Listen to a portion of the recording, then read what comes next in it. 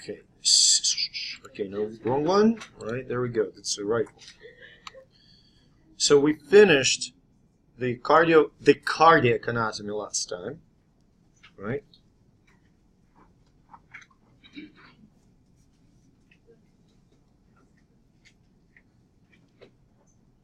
And we start the anatomy of the vascular system, the vessel anatomy.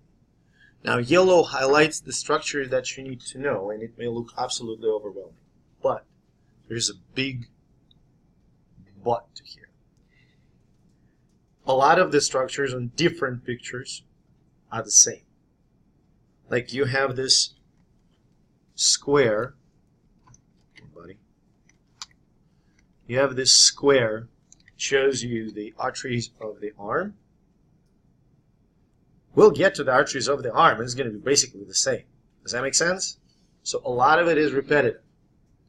And second, remember your time working over the structures of the skeleton or muscle system. You're not trying to memorize everything at once. You go over it piece by piece. You do the vessels of the head, vessels of the arm, vessels of the trunk, and so on and so forth.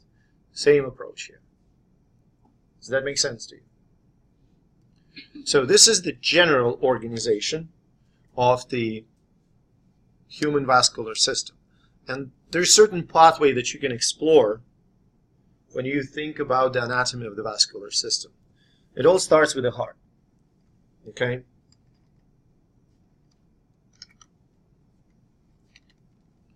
Now, if you look here, you will see that there's aorta, okay? I'm trying to use the different color. Okay, aorta. It's aortic arch, okay? And the part of aorta that lies in the thoracic cavity is called, guess how? That's thoracic aorta, okay?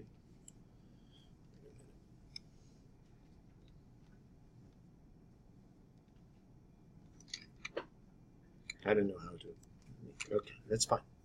Thoracic aorta. Then, when aorta enters the abdominal cavity, it becomes abdominal aorta. So far, do you understand? And here you can see 3 vessels coming out of the aorta, right?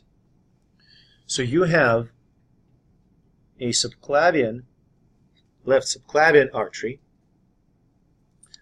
and you have left carotid artery. And then you have this vessel over here, the short fragment. Can you see that short fragment? This one. This short fragment. This is called brachiocephalic trunk. Trunk is the name for any short blood vessel. We clear? So brachiocephalic trunk branches into the right subclavian and right carotid. So you see there's a lot of symmetry here. Aorta gives rise to left subclavian and left carotid, and it's also brachiocephalic trunk, which stems into the right carotid and right subclavian. Are we clear? Okay? Does that make sense? Good? Okay.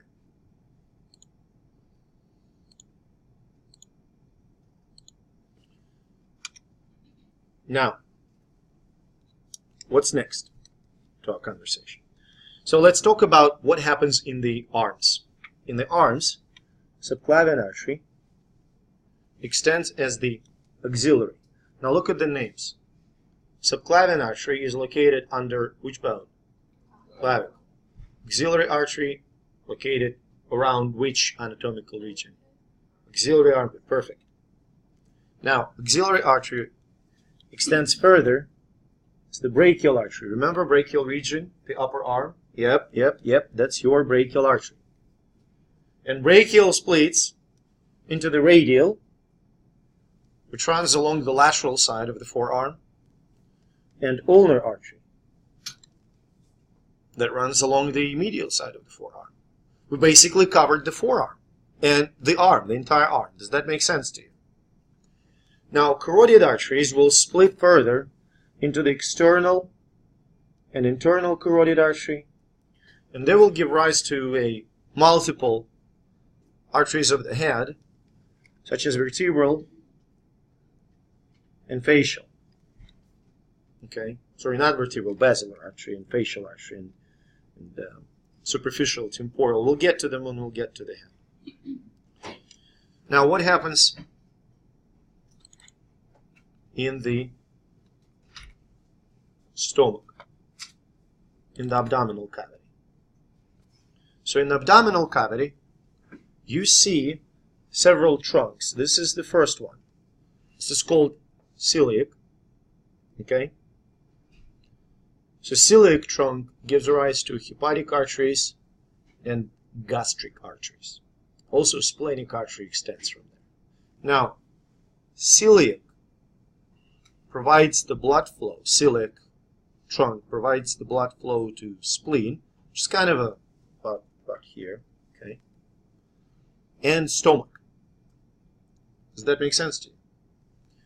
Then you have this trunk right here, which is superior mesenteric. What do you think superior superior mesenteric artery? What does it supply blood to? Mesentery, which connects with what part of digestive system? Intestines, right? Now, superior mesenteric artery will supply blood to which intestine? Small. Small, small and parts of the large intestine like transverse. Now, inferior mesenteric artery will supply blood to large intestine, like colon and rectum. Okay, so this is your inferior mesenteric artery. So you've got, I'm breaking it down for you so it shows you some logic. Celiac trunk, superior mesenteric artery, inferior mesenteric artery. So far, does that make sense? Now, what about these two? Which organs do they supply blood to? Kidneys. Guess what the name is? Renal arteries. You see how big they are? Like, you're going to have certain parts of the body, like there's thyroid artery that supplies thyroid gland, which is rather small artery. Renal arteries are enormous. 25% of the blood flow at rest goes to the kidneys. Not because kidneys require so much nutrients, but because blood needs to get filtered. We clear? Now these two small ones, small arteries, are gonadal. Okay? And then we see that aorta, abdominal aorta, branches into two large arteries that direct blood toward the lower limbs. At this point, let me erase it. At this point right here, that's the common iliac artery. Iliac region, remember? Right above the ilium of the coxal bone. Now, common iliac artery branches into rather small internal iliac artery and large external iliac artery. Does that make sense so far? Now let's see what happens in the leg.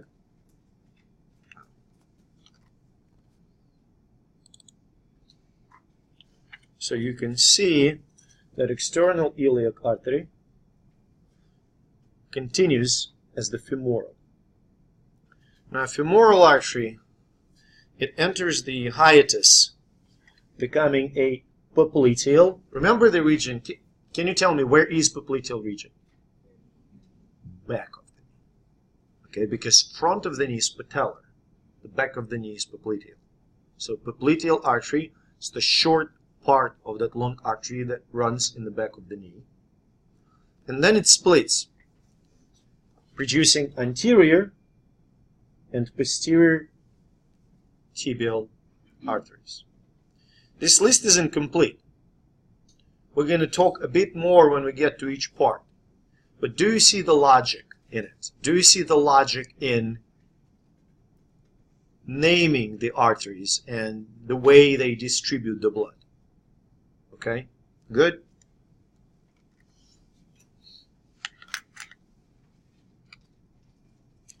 So which brings us to the first part, which is the head. So here you can see the right side. Correct? Right side of the head. You see that? So here you see aortic arch and brachiocephalic trunk. So as we discussed before, brachiocephalic trunk will give rise to subclavian artery that eventually becomes axillary. Okay. Another branch of brachiocephalic trunk on the right side is carotid artery. Before we move any further, I'm going to kind of quiz you on what we just learned. So that's right side. So brachiocephalic trunk splits into the subclavian and carotid, right? On the left side, subclavian and carotid arteries. Where do they stem from? Aorta. There's no trunk. They stem directly from aorta. Okay? So this is common carotid artery. It splits into the larger internal and smaller external carotid. So if you look at these arteries, you will appreciate that external carotid artery here, it supplies the blood to the occipital region of the head via occipital artery and basically face, okay, through the facial artery, okay. It also supplies the blood to the temporal and parietal region via superficial temporal artery. Now what about internal carotid? Which organ does it supply? Brain, yes. To a large extent, the blood, brain to a large extent is supplied by the blood from internal carotid artery. Does that make sense? That actually has a pretty negative consequences for us as species. If we develop a clot in the periphery of the body, like in the leg, and this clot travels through the blood vessels, it quite easily can pass through the internal carotid all the way up to the brain, getting into one of the much smaller arteries that supply brain tissue directly, like middle or anterior cerebral artery, okay, and that will cause an ischemic stroke. Yes? So I watched someone, they had to go in and get blood from one of the main arteries. Would that be the common carotid artery? They did it like right here. They were doing it in the neck? Yeah, because they couldn't take any more blood from the arms. It just wasn't enough for the vein rolling. Are you sure it was an artery or maybe it was a vein?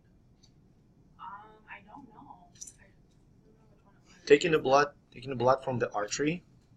Isn't it just No, it's the, well, composition, there's going to be a bit different oxygen. Julie, you were saying. If you're doing an APG, like an arterial blood gas, you usually go in the wrist and go for the radial artery. She's probably talking about a central line, which is something innate. Yes, yes, that's vein. Generally, so I never took blood from animals, but I bled from humans, but I bled a lot of mice. And taking a blood from the artery, the only way I took blood from the artery terminated the life, sucked the blood out. Okay, when I needed to take a sample, the blood sample, it was always vein, because vein is much easier to clot it, to get, sealed. If you penetrate the arterial wall, it's hard to stop bleeding afterwards. Okay, does that make sense? Subclavian vein. It's often done when people have to get, say, antibiotic administration regularly, IV, and instead of, every time, and since they, we cannot really trust people with IV injections at home, they get central line and they come to the hospital and they get antibiotic injected when they go home. So they don't have to experience the needle stick every time. Yeah, so another branch, really important branch that I want you to know is here, the vertebral artery, okay? You see this one? That runs through the vertebral column. The part of the, so blood from the vertebral artery is another source of blood supply for the brain. Are we clear so far? Now this is the cerebral circulation. And this is what I meant when we have two sources of blood supply for the brain. One source is internal carotid right here. Can you see this little trunk? So it's cut, obviously. Okay. Another source, there's two vertebral arteries. So vertebral arteries, they fuse, forming one single basilar artery, which provides the blood supply to the brainstem. Okay. And then branches of basilar artery and branches of the carotid artery, they form a circle. Can you see the circle? Does anyone, it looks like somebody's face.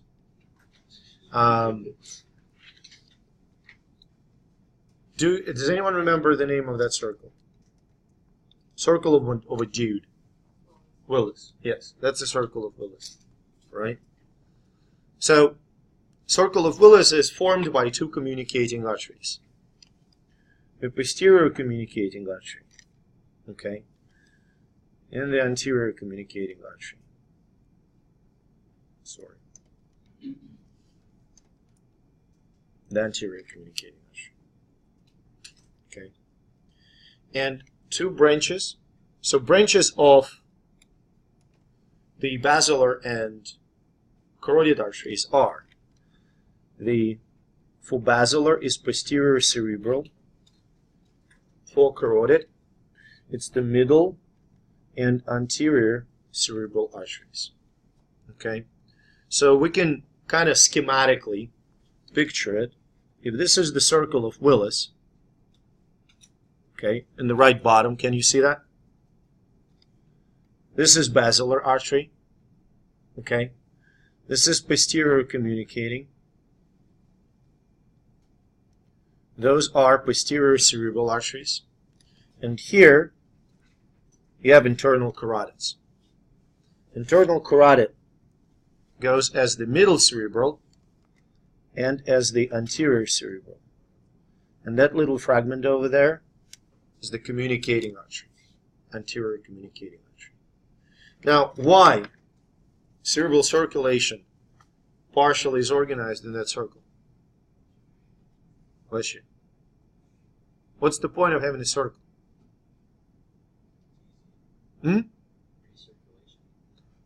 You're on the right path. If that would be, look, what would happen if there would be, for instance, no anterior communicating artery, and somewhere here you've got a blood clot? You're screwed. Like, whatever's past this point is done, right? If you have a circle, blood can circumvent this obstruction of the communicating artery. Does that make sense? To make an additional path for the blood flow in case of the occlusion of one of those communicating arteries in the circle. If you have an occlusion in the branches of middle cerebral, this is sad. Middle cerebral artery is the most frequent location for the ischemic stroke.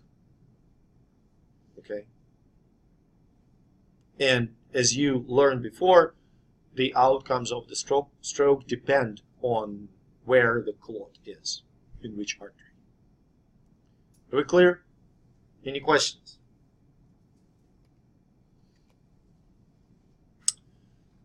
So, the trunk.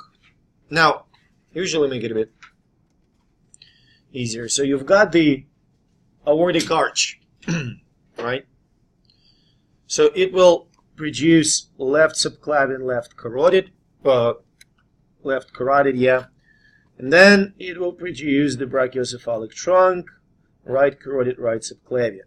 So let's take a look at the trunk and the upper arms. The arms, sorry. So subclavian transitions into the axillary artery, right? There is another artery over here, the suprascapular. Okay, that suprascapular artery goes here, that supplies the blood to tissues of the shoulder. Then axillary artery becomes a brachial artery. One of the offshoots, the branch, is the deep artery of the arm that goes posterior to the humerus, okay, supplies the back of the arm. In the forearm, two arteries that I want you to know are radial and ulnar. Good? And then really simple digital arteries that I want you to know that supply blood to the fingers. Yes? So do the internal and external carotid make up the common carotid? They do. But in terms of the arteries, think about this. Since they take the blood away from the heart, they deliver the blood to the tissues at the same time. So when we talk about arteries, it's intuitive to say that carotid splits, branches into into internal and external carotid arteries. Does that make sense? By the way, speaking of carotid arteries, in some action movies, you may see how some, pretty cool dudes press on the neck of another not so cool dude, and another not so cool dude passes out. That's totally possible. If you stop the blood flow through the carotid artery, temporarily occluding it, don't do it now, please. Then you will pass out because of temporary lack of blood flow to the head. Okay. Now, what happens in the thorax? So I've got a couple of thoracic arteries. Okay. The internal, that is median and lateral thoracic artery, that supply the blood to the muscles of the thorax. And then you have a bunch of intercostal arteries, posterior, that run along the ribs, the posterior aspect of the rib, where the shaft, where the tubercle is, and the head is, and the neck, and anterior intercostal artery. Okay? Now, we kind of went over the trunk and the arm. And the next one will be abdomen. And we're going to have several stories about the abdomen. So the first one is celiac trunk. So you see that celiac trunk, and I mentioned the trunk is a really small blood vessel, short and wide blood vessel. Celiac trunk branches into hepatic artery, splenic artery, and gastric artery. Okay? So splenic artery, you see, it runs all the way to the spleen. At the spleen, it branches and gives rise to the gastroepiploic artery, which has basically two parts, okay? So you have left gastroepiploic and right gastroepiploic, but essentially it is the same blood vessel. Can you see that? So you have two gastroepiploic arteries left and right, and they run along the inferior aspect of the stomach, here. Now the gastric arteries, left and right, they run along the superior aspect of the stomach. Think about the names again. So, gastric artery must supply stomach, and it does indeed. Splenic artery must supply the spleen, and it does so indeed. Gastroepiploic artery must supply the stomach, but there is something tricky to it. Well, it supplies the bottom part of it. Now, gastroduodenal artery, right here, will be posterior to the stomach and will supply not only pylorus, but also the duodenum. Does that make sense? Now, to make you feel a little bit better about the exam challenge, I never make questions so that answers are really, really close. Okay? Does that make sense? I will not put gastric, gastroepiploic, and gastroduodenal arteries in the same question. You should be able to tell apart, say, gastric and splenic. Does that make sense?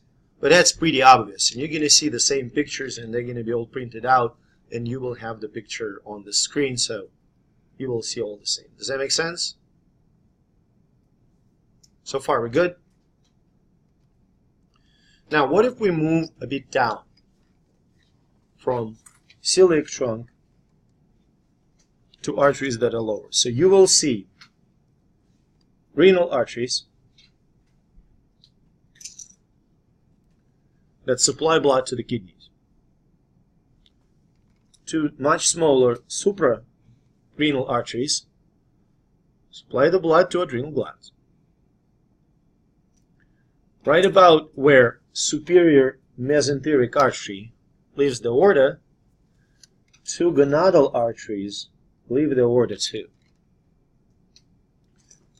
And here you can see the third branch that serves digestive system. It's the inferior mesenteric artery.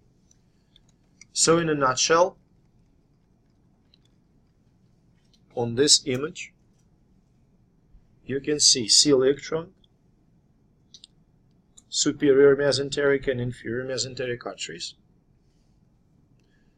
And celiac trunk branches into the hepatic and splenic arteries. Okay?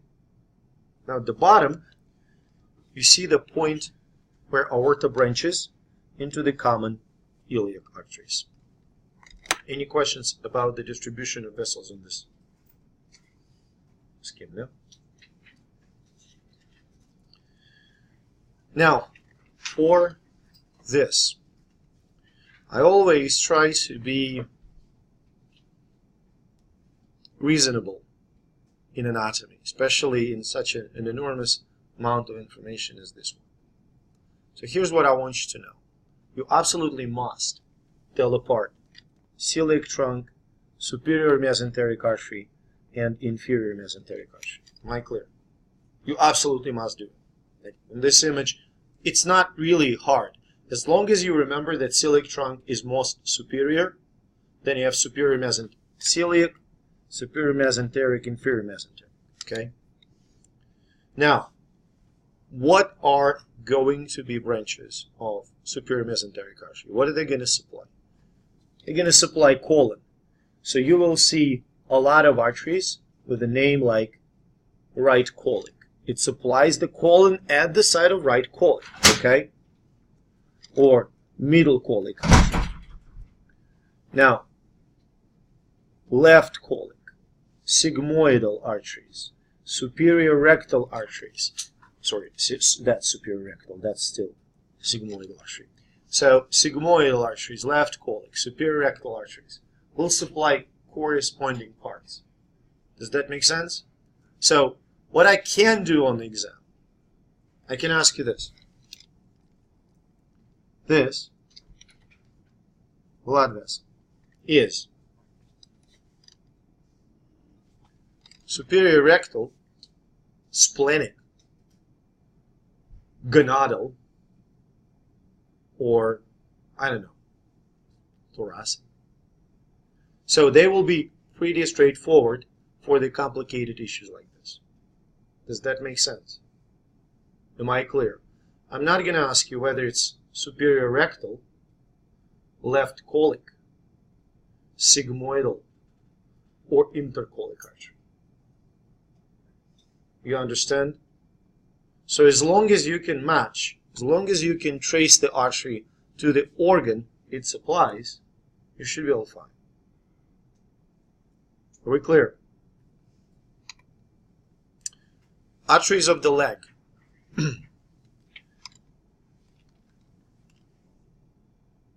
Common iliac, which branches into the internal and external iliac artery. Now, external iliac artery branches into the deep artery of the thigh and femoral artery. One of the most common causes of death in case of the deep thigh injury is the damage to femoral artery. And the person can bleed out from the femoral artery pretty quickly. There was a ridiculous case when one actor decided to kill another actor on the set. They were like competitors or something. And they were supposed to film a set of a duel. You know, and they had like these fake guns, like dueling pistols. And the guy that was plotting the murder loaded the dueling pistol with an actual bullet. What he didn't realize is that it's not suitable for actual bullet. So when he shot the pistol, instead of firing the bullet, the pistol exploded in his hand. And a good chunk of the pistol ended up in this femoral artery. He didn't make it till ER came over. Yeah, the 911 part, because he bled out. When I worked in mice, we had to insert a tube into the carotid artery of the mouse. Don't worry, it was a terminal surgery, so that was for bleeding mouse out completely at the end of the surgery, okay? So, but what you do, how do you do that? So you tie the external carotid, okay, at one end, and put a clamp on another, and you create a short fragment of carotid artery where there's no blood flow, no blood pressure. Then you make a little pinch, you insert a tube, you release the clamp, you're all swell. Okay? That sounds tedious, but it's really fast and pretty straightforward. Guess what's the most common mistake? You're tying it up, you forget about the clamp, and you pinch the artery. When they show you in the movies how blood just fountains, doesn't fountain, but it's quite similar to it. From the mouse, like you have an open neck in the mouse, and blood starts to spill all over the neck. It's almost impossible to put the clamp because you don't see anything. And I made this mistake a couple of times, and I managed to put a clamp back. But at this point, you cannot work on that mouse because of the amount of blood that it lost. Because we were working on cardiovascular disease, blood pressure is like in the low, I don't know, whatever. So you can't really work on it anymore. So yes, arterial damage is extremely dangerous. Okay, what happens to the femoral artery right here? So it splits, okay? And one of the branches is popliteal artery, which splits even further and becomes anterior tibial, posterior tibial, and there is branch of posterior tibial, which is fibular artery. So you see these branches on the right-hand picture. So that's popliteal artery, the offshoot of femoral. Anterior tibial supplies the blood to the crural region of the leg, and fibular and posterior tibial supply the blood to the posterior aspect, to the sural aspect of the leg. Plantar arteries supply the blood to the sole of the foot. We're clear? Any questions? So you can actually spell out some of these arteries. You can say, okay, iliac, common iliac, branches into the internal and external iliac. External iliac extends as a femoral and branches off as the deep artery of the leg. Femoral continues as the popliteal. Popliteal branches into the anterior and posterior tibial, and posterior tibial offshoots as the fibular artery. Okay, so it's always branching. You can practically draw the scheme. We're going to try and do it at some point. Veins. So what's the difference between the anatomy of the veins and anatomy of the arteries? They're very similar. Many veins, they run along the corresponding arteries. Does that make sense? Now, the difference in location. Which blood vessels will run superficially? Which blood vessels will run deep? Arteries will run deep, yeah. Veins, you have much less chances to bleed out, okay, from the damaged vein. So let's see. Now, with the veins, there is another issue that I have when I explain anatomy of it. Now, here's the deal. Veins carry the blood where? Back to the heart. So technically speaking, in order to follow the blood flow, as we did with the arteries, where should you start tracing the veins? At the heart or at the periphery? At the periphery, which will make it a complete and utter nightmare. So we're going to use the same approach as we used with the arteries. Am I clear? We're going to picture the veins. We're going to go over the veins like if they start at the heart. But you should always keep in mind that, say, vena cava is the last point, last mile that the blood goes through before entering the right atrium. That makes sense to you? But for our own sake, we're going to start, bless you, we're going to start from the heart. So let's see what's going on there. Here's superior vena cava.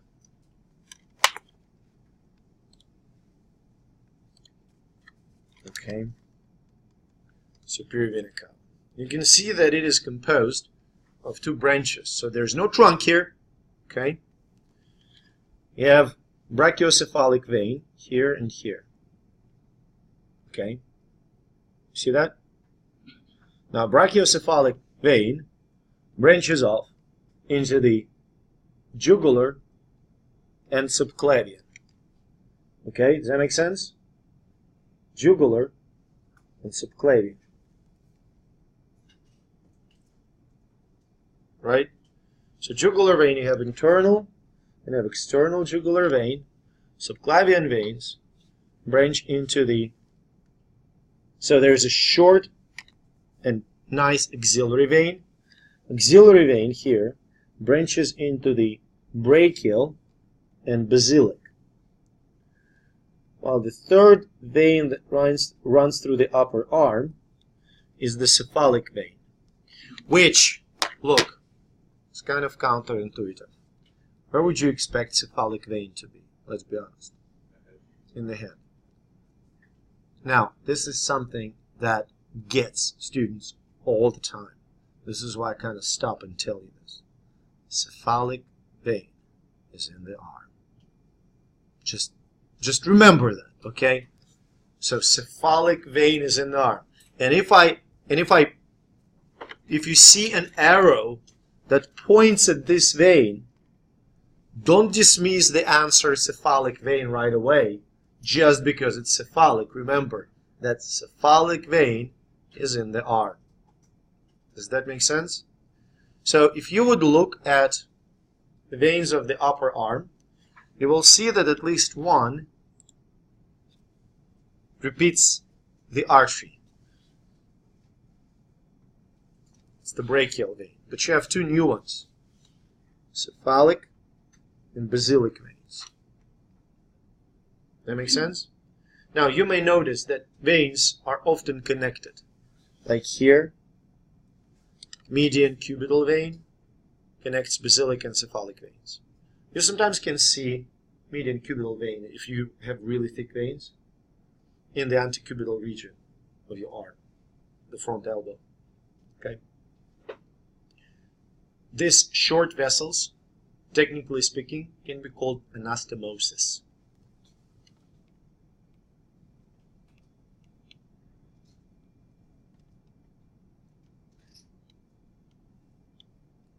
Anastomosis. Right? Anastomosis is any blood vessel, short blood vessel, that connects two others. We're going to encounter them again. This is venular anastomosis.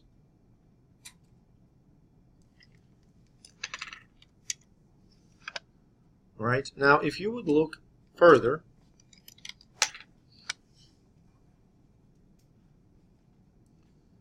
let's try and do this.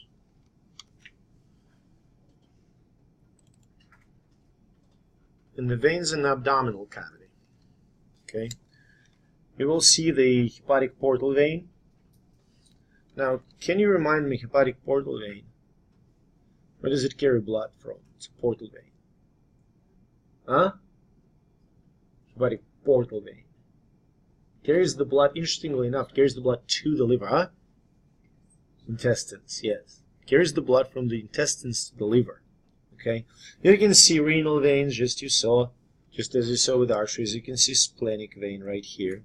Okay? And just as with arteries, you can see that inferior vena cava branches into iliac veins, which then further branch into the external and internal iliac veins. Now, iliac veins will branch into the femoral, great saphenous vein. Then we're going to talk about the rest of the legs when we get there.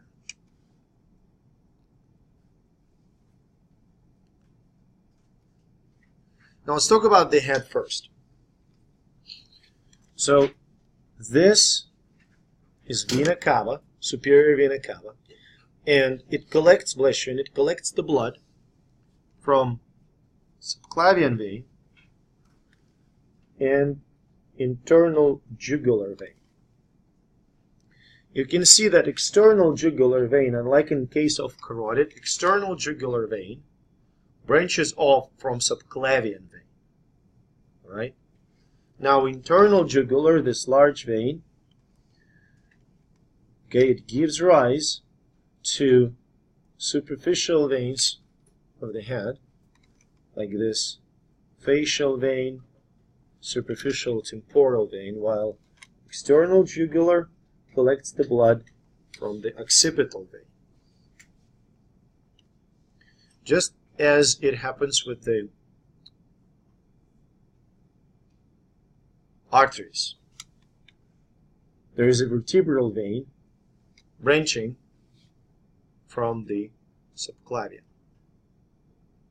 So, trying to reverse it, we can say that subclavian vein collects the blood from the posterior aspect of the head via occipital and external jugular vein. It collects the blood from the head and the face via superficial temporal and facial veins and internal jugular vein. It collects the blood from the brain through vertebral and internal jugular veins.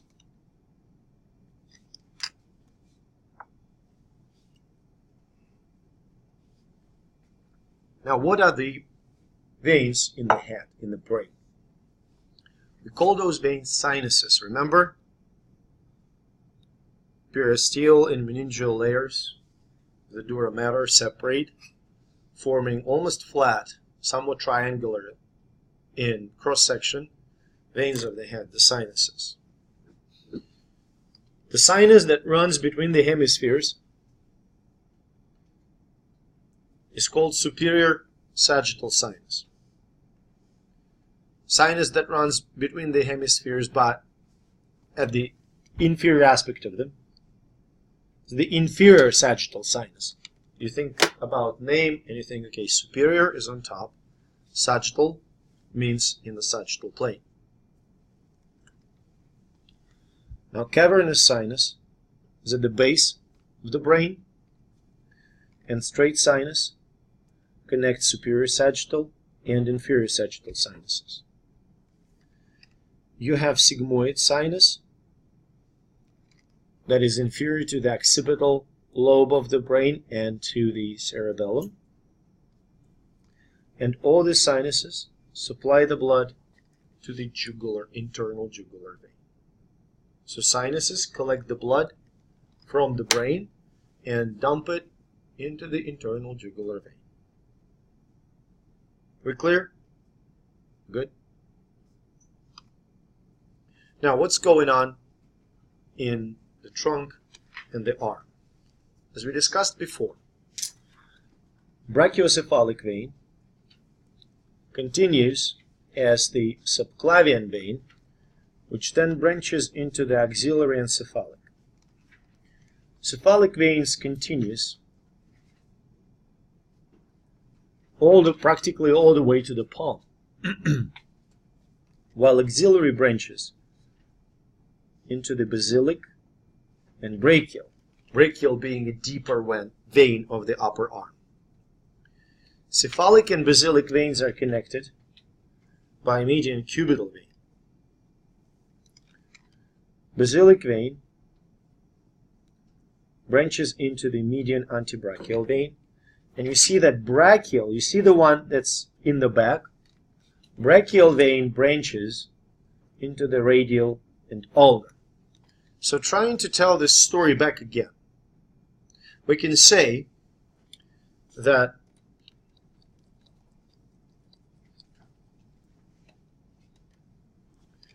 ulnar and radial veins collect the blood into the brachial vein. Median antebrachial joins the basilic vein, while cephalic vein runs practically uninterrupted from the palm to the shoulder. Cephalic and basilic veins are connected, bless you, by median antecubital. Bless you. Now, what happens in the trunk? So in the trunk you have a bunch of intercostal veins, posterior and anterior, just like with arteries. Okay? And then you have two long veins that run along the vena cava, the azygous vein that connects all the intercostals on the right side, an accessory hemazygous vein that connects the intercostals on the left side.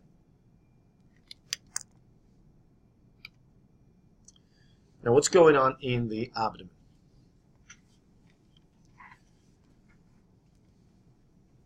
Veins that contribute the blood to the vena cava in the upper abdomen are, first of all, hepatic veins. Now, I want you to be able to clearly distinguish hepatic and hepatic portal veins. Hepatic veins, where do they collect blood from?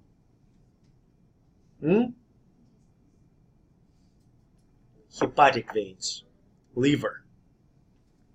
Where do they deliver that blood from liver? To the vena cava. If I will ask you a hard question, I will announce it. To the vena cava. And vena cava brings the blood into which organ? Heart. And heart distributes the blood to where? Everywhere. So basically, the blood that enters vena cava through the hepatic veins was cleared by liver to some extent, right? And it was also enriched by nutrients that liver, processes. Does that make sense? Now, hepatic portal vein connects what? This one at the bottom. Intestines and the liver, and it carries the blood rich in just absorbed nutrients, but they aren't processed yet. Is that understood? So it's going to be kind of a crude amino acids and crude fructose, galactose, glucose, which all of these chemicals will be processed, stored, utilized, whatnot in the liver, and then liver will, after blood goes through the liver and ends in the hepatic veins, it contains all the, proper concentrations of proper nutrients. Does that make sense? Well, renal and suprarenal veins are straightforward. There's, nothing much chat about. Then you have gonadal veins, right, left gonadal. What else? Yeah, that's the renal part is done. Now let's see what's going on in terms of the collection of blood from the digestive system. So we've already figured that there is a hepatic portal vein that collects the blood from the small intestine, and directs the blood into the liver. Now, if you would look at the veins that collect the blood from the largest intestine, that will be inferior mesenteric. Does that make sense? Now, both inferior mesenteric and this superior mesenteric vein, they will join, forming hepatic portal. Okay? Just as the case with arteries, you have splenic vein, gets to the spleen. You get gastric veins, you have gastroepiploic. The same location. The veins in the lower abdomen, they basically repeat the path for the arteries. Just as you have gastroepiploic artery, you have gastroepiploic vein. Just as you have circular gastric artery, you have gastric vein. Just as you have splenic artery, you have splenic vein. Does that make sense? I'm sorry. Is that good? Now, up front, one thing that trips students over, anatomical difference identifying hepatic versus hepatic portal. You clear? Hepatic versus hepatic portal. So you have to look what the vein is connected to. So if you look at these veins, look, they deliver blood to vena cava. Right here. Can you see that? If you look at the vein here, it delivers the blood to where? Liver, and it collects the blood from intestines. Does that make sense? So you have to keep it in mind. Hepatic versus hepatic portal vein, you absolutely must be able to identify. And finally, legs. Now, this is common iliac is up here. This is the internal and this is the external iliac vein. Look, just like with arteries. No, really. The same idea of branching. Now, femoral and iliac vein are largely continuous. Now, external iliac vein is branching into femoral and great saphenous. And great saphenous vein runs along the medial aspect of the leg all the way to the digital arteries. Does that make sense? You can see great saphenous vein on the right side picture being a bit anterior and medial. Now, femoral vein extends as the small fragment of popliteal vein right here, and then popliteal vein branches. It branches into the small saphenous,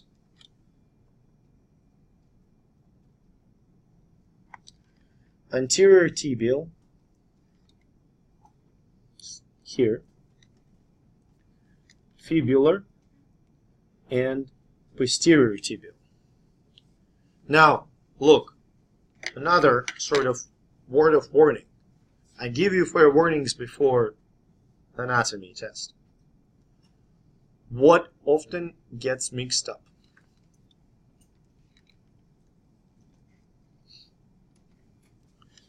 These three veins. So small saphenous is in the middle, right? Now look at the foot, or look at the leg on the right side. Look at the leg. Are you looking at the back of the leg or front of the leg? Back. So looking at the cup basically, right? So small saphenous is in the center. Now if you look, and is that right or left leg? It's a right leg. So this is medial aspect, and this is lateral aspect. So, which bone in the lower leg is medial? Tibia. So, medial vein is going to be tibial, and since it's on the back side, it's going to be posterior tibial vein. The bone that is lateral in the lower leg is fibula. So, the vein that's going to be on the right side is fibular vein. Are we clear? This is something that often gets people confused. Alright?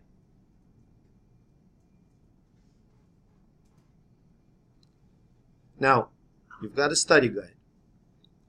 Here's what I'm going to do. First of all, we're going to take a break